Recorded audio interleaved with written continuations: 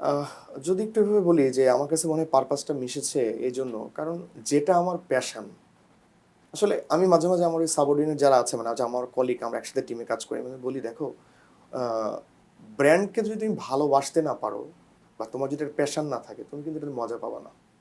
হুম। কথা কথা তুমি বিসিএস ক্যাডার হইতে পারতা বা অনেক জব করতে পারতা, তুমি ব্র্যান্ডে আসছো।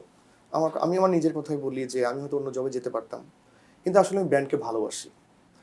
তো ডেফিনেটলি মানুষের জীবনে মানে যার যেটা পারপাস সে যদি মনে করে তার জীবনের উদ্দেশ্য আসলে এটা হলে ভালো হতো, যদি সে ভালোবাসে তবে কিন্তু সেটা তো মজা পাবে। আর যদি ভালো না বাসে তাহলে কিন্তু সে আসলে অসুখী হবে। তো আমার কাছে মনে হয় যে মানে আমার কাছে মনে হয় যে হ্যাঁ আমার ব্র্যান্ডের পারপাস আমার লাইফের পারপাস মানে খুব পারফেক্টলি রিলেট করে, এই জন্য আমি খুব আমার প্যাশনে আমি খুব এনজয় করি।